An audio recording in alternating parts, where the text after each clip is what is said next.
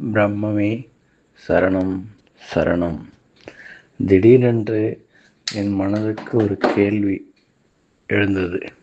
என்னவென்றால், ஒரு இனிப்பு சுவைக்கிறோம். அந்த இனிப்பாக இருந்தது, அந்த இனிப்பை உணர்ந்தது, அந்த இனிப்பை அனுபவித்தது எது என்ற கேள்வி எனக்குள் எழுந்தது. ஆனால் இதற்கு விடை ஆன்மா ஆன்மா என்று அறியும். ஏனென்றால் தங்களுடைய போதனைகள் பல பல கேட்டு உள்ளோம். இருந்தாலும் எனக்குள் அது என்ன, உடம்பு தானே அனுபவிக்கிறது, உடம்புக்கு தானே இனிப்பு தெரியுது, சந்தோஷம் தெரியுது அப்படின்னு பெரிய மன உளைச்சல் ஆனது. அப்போது உடம்பு ஜடம் ஜடம்னு சொல்கிறோம். ஜடம்னு சொன்னால் மட்டும் போதுமா? எப்படி நமக்கு எல்லாம் உணர்வு வருது? சந்தோஷம் வந்தால் உடம்பு ஏதாவது நினச்சது திடீர்னு கிடைச்சா சந்தோஷம் வருது, இதெல்லாம் வருது. அப்போ உடம்பு வந்து ஜடம் மட்டும் சொன்னால் போதுமா எப்படின்னு சொல்லிட்டு ரொம்ப யோசனை பண்ணிட்டு அப்புறம் உடம்பு கில்லுனா வருது வலி. ஆனால் அது உணர்வு இல்லாத நிலையில் சப்போஸ் கை கால் விழுந்தவனுக்கு கில்லுனா வலி வருமா அப்படின்னு பார்த்தா வலிக்காது. அப்போது அது வலிக்காதுன்னா அப்போ உடம்பு ஜடம் தானே. அப்போ இங்கே உணர்வு இருக்குது, ஆனால் எதனால் உணர்வு வந்ததுன்னு சொல்லிட்டு யோசனை பண்ணேன். அப்போ உணர்வு மனம் புத்தி சித்தம் ஆகிற மனம் அறிவு, அந்த மூளை வேலை செஞ்சால் தானே உணர்வு வருது. அப்போ மூளையா, அந்த மூளை தான் காரணமா, நம்ம அந்த இனிப்பு சுவையோ சுகமோ துக்கமோ எதை அறிவதற்கு மூளை தான் காரணமா அப்படின்னு சொல்லிட்டு அதை பற்றி யோசனை பண்ணேன். இதெல்லாம் வந்து மனதோட சம்பந்தப்பட்ட விஷயம். மனம் தானே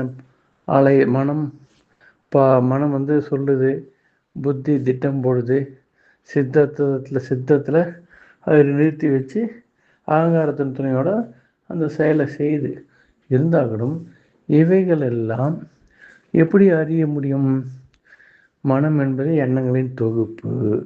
அப்போது அது வந்து ஒரு அனுபவிக்கும் பொருள் அல்லவே. அதுவும் ஒரு ஜடம் தானே.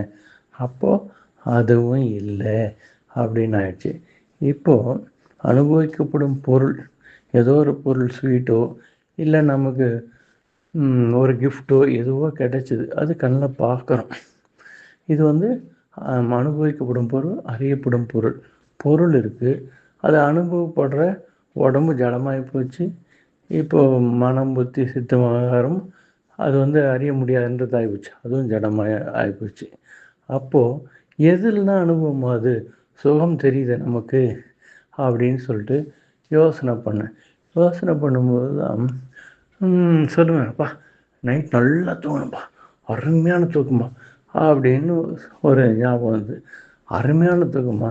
அப்போ தூங்கும்போது தான் நமக்கு கை கால் இருக்கிறது போகிறது ஒன்றுமே தெரியாதே. அப்போ மனமும் வேலை செய்யலை, உடம்பும் வேலை செய்யலை. அப்போ அறிந்தது எது அப்படின்னு சொல்லிட்டு பார்க்கும்போது தான் அறிந்தது யார்?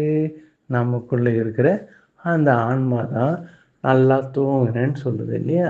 அப்போது இந்த விஷயத்துக்கும் அந்த ஆன்மா தான் இருக்குது அப்படின்னு நினச்சேன். ஆன்மா இருக்குது, சரி சொல்லுது. ஆனால் ஆன்மா அனுபவிக்குதா அந்த ஸ்வீட்டை, ஆன்மா அனுபவிக்குதா இன்பத்தை அப்படின்னு பார்த்தா இல்லையே. அப்போ எது தான் அனுபவிக்குதுன்னு பெரிய குழப்பமாக இருந்தது. அப்போ தான் ஞாபகம் வந்தது என்னன்னா, இந்த அண்ட சராசரம் எல்லாமே மாயை. பிரம்மத்தின் பிரதிபிம்பம், மாயையிலிருந்து தோன்றியது. இதெல்லாம் நிஜமல்ல, காண்பனவெல்லாம் மாயையே அப்படின்ற ஒரு விஷயம் புரிஞ்சுது. அப்போ தான் அங்கே நாம் காணும் பொருள்கள் எல்லாம் அனித்தியம் என்பது புரிஞ்சுது. அப்போ நம்ம செய்யும் செயல்களாம் அனித்தியம், நாமும் அனித்தியம். நித்தியமானது நான் என்ற அந்த ஆன்மா, ஆன்மாவாகிய நான், அதுதான் பிரம்மம் என்பதை நான் புரிந்து கொண்டேன். சத்குரு, எனக்கு பெரிய சந்தோஷம், பெரிய சந்தோஷம். ஏன்னா இதுவரை கேட்டு கேட்டு அது பதிந்திருந்ததை தவிர இன்று தான் எனக்கு இதை நானே யோசனை பண்ணி எனக்கே பதில் வந்தது இல்லையா. எனக்குள்ளே கேட்டு கேட்டு அதுக்கு பதில் வர வச்ச பிறகு தான் நல்ல புரிதல் வந்துடுச்சு. இப்போ எல்லாமே அனித்தியம். நிற்பதும் நடப்பதும் இருப்பதும் பார்ப்பதும் எல்லாம் அனித்தியம். இருப்பவன் ஒருத்தன்தான், பிரம்மம். பிரம்மம் அயமாத்ம பிரம்மம், அயமாத்ம பிரம்மம், அகம் பிரம்மாஸ்மி, அகம் பிரம்மாஸ்மி, சிவோகம் சிவோகம். சர்க்குருவே சரணம் சரணம், பிரம்மமே சரணம் சரணம். அன்பின் நிறைவி, ஆனந்த சொரூபமே, இனிய காலை நேர அருளாசிகள், அற்புதமான புரிதல், அருமையான விசாரணை, தெளிவான தெளிவு. என் அன்பு நிறை வாழ்த்துக்கள். இந்த அளவுக்கு உயர்நிலை பெற்று இந்த ஞான விசாரணைக்குள் வந்து ஞானத்தை அடைந்தது கண்டு மற்றற்ற மகிழ்ச்சி. இருந்தாலும் இன்னும் ஒரு சிறிது விளக்கம் கொடுக்கிறேன். இந்த உடல் ஜடம்தான். ஆனால் அதற்கு உணர்ச்சிகள், உணர்வு, அறிவு எல்லாம் எப்படி வருகிறது? நன்றாக பாருங்கள். ஆன்மாவாகிய நீங்கள் அதில் பிரதிபலிப்பதால் அல்லது அதில் இருப்பதால், இல்லாவிட்டால் அது பிணம். ஆன்மாவாகிய நீங்கள் தான் அதில் நிலைத்திருப்பதால் இந்த உடல் உணர்ச்சிகள், உணர்தல், உணர்வு, அறிவு இவற்றையெல்லாம் பெறுகிறது. இல்லாவிட்டால் இது ஜடம்தான். சரி, போகட்டும். இதற்கு ஒரு உதாரணம்.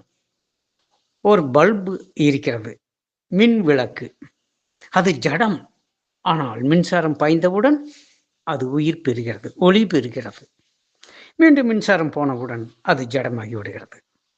அப்படியானால் மின்சார சாதனங்கள் யாவுமே மின்சாரம் உள்ளே பாயும் பொழுது அது உயிர்த்தன்மை பெறுகிறது, அதனுடைய இயக்க கதிக்குள் வருகிறது.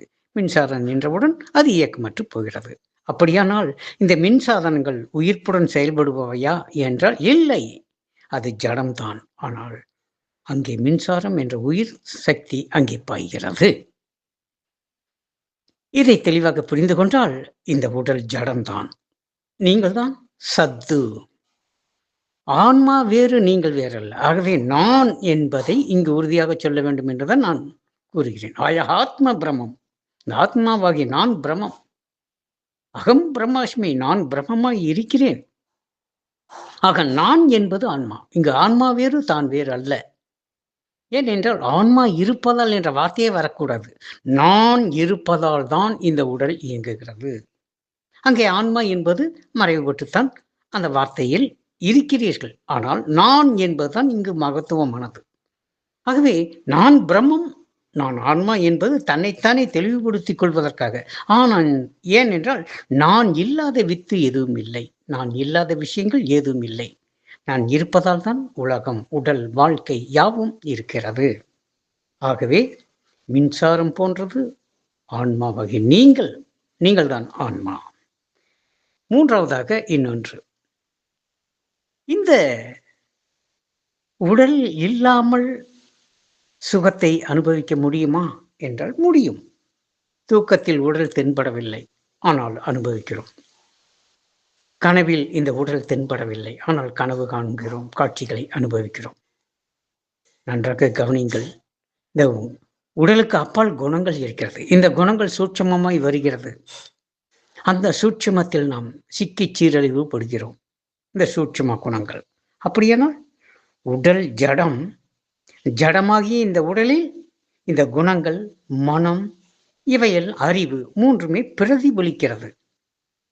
அப்படியானால் ஆன்மாவாகிய நீங்கள் இந்த ஒவ்வொரு கோஷங்கள் மூலமாக அனுபவங்களை பெறுகிறீர்கள், அனுபவிக்கிறீர்கள் என்றுதான் நான் அறுதியை இட்டு சொல்கிறேன்.